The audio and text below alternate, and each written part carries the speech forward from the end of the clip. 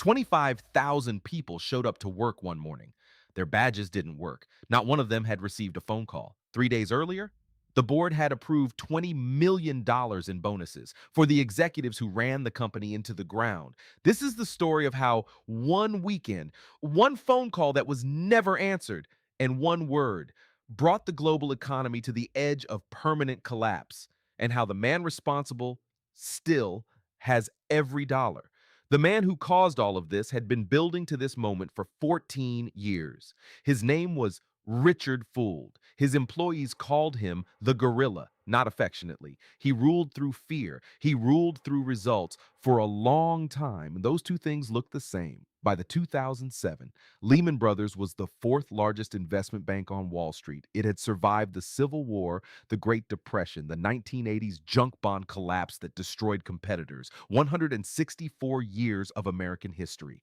And Dick Fuld was about to end all of it with a single bet. The bet was on real estate. Every major bank on Wall Street was making it. The logic was seductive. Housing prices always go up. Mortgages are safe. Bundle them, sell the risk, collect the fees, move on. But Fuld didn't just collect fees. Fuld kept the risk. He doubled down. He tripled down. By 2007, Lehman's leverage ratio had reached 33 to 1. $33 of exposure for every single dollar of capital. There's a woman named Linda Blankfein. She worked in Lehman's operations division for 11 years. She had saved every year, trusted the system, trusted the firm. On the morning Lehman collapsed, she lost her job, her deferred compensation, and her retirement savings all at once. No warning, no phone call, multiplier by thousands. Because when leverage at 33 to 1 begins to unwind, it's not the executives who feel it first.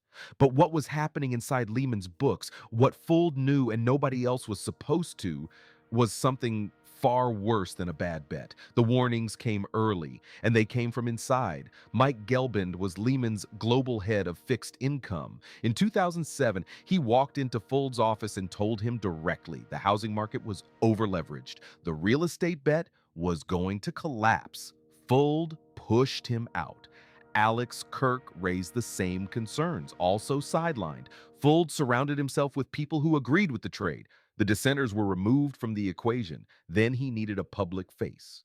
Erin Callan was 32 years old when Fuld made her chief financial officer. She appeared on CNBC. She told investors everything was fine. She believed it herself. She was the last person to know it wasn't, because inside Lehman's accounting, something was happening that would take years to fully understand. They called it Repo 105. Every quarter, right before reporting earnings, Lehman made $50 billion disappear, moved assets off the balance sheet temporarily. Balance sheet looked clean, leverage looked manageable.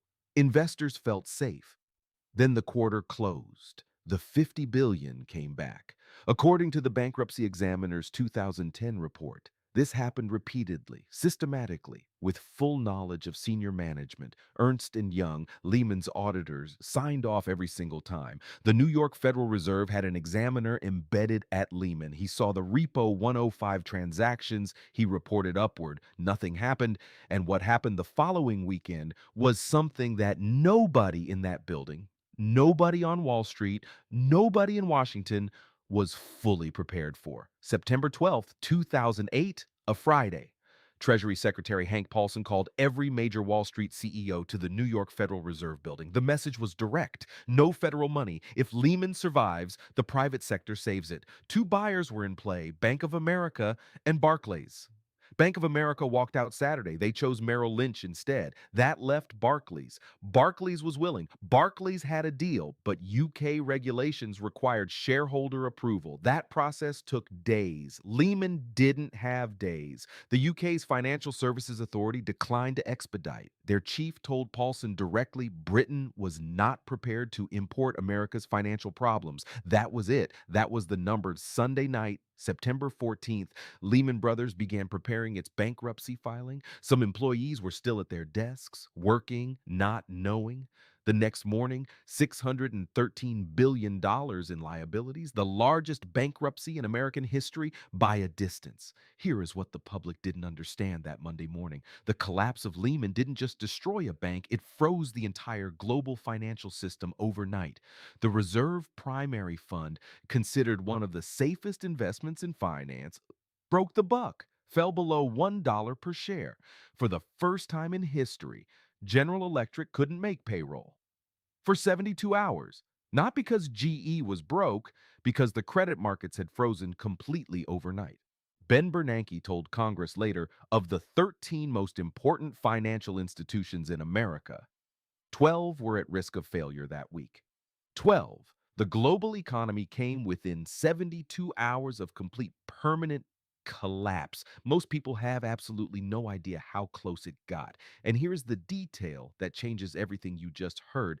The Federal Reserve, the same institution that had rescued Bear Stearns 6 months earlier, had the legal authority to support a Lehman rescue. They chose not to use it. That choice was made by specific people in a specific room over a specific weekend. The Valukas report, released in 2010, ran to 2,200 pages. It concluded there were viable legal claims against Fuld and other executives. Ernst and Young, Lehman's auditors, settled in 2019. $10 million dollars without admitting wrongdoing, $10 million dollars for auditing a firm that collapsed owing $613 billion. No criminal charges were ever filed against Dick Fuld. Fuld testified before Congress in October 2008. A congressman asked him directly, "Do you feel personal responsibility?" He said yes. Then he said Lehman's collapse was a crisis of confidence, not a failure of fundamentals. After Repo 105, after 50 billion in hidden leverage, after 25,000 people lost everything on the same morning, he said crisis of confidence. Linda Blankfein never received a call, never received a refund, never received an explanation. Dick Fuld still has every dollar. He now runs a small investment advisory firm. He has never been charged with anything. So here is the answer to the question this story began with. Was the weekend the global economy nearly ended? An accident? Was it inevitable? Or was it a choice made by a room full of people who understood exactly what they were deciding? The answer is the last one. And that is the most frightening part because it wasn't chaos. It was judgment. Judgment that 25,000 people and 8 million Americans who lost their jobs in the recession that followed had no say in one weekend, one word. No, that's how close it was. And the system that allowed it is still running. Power always has a room, and someone always decides who gets in. That room is what this channel exists to find. Ernst and Young paid $10 million dollars for auditing a $600 billion collapse without admitting wrongdoing. Dick Fuld kept $484 million, dollars, was never charged. Should the Lehman executives have gone to prison personally? Yes or no? Leave it below.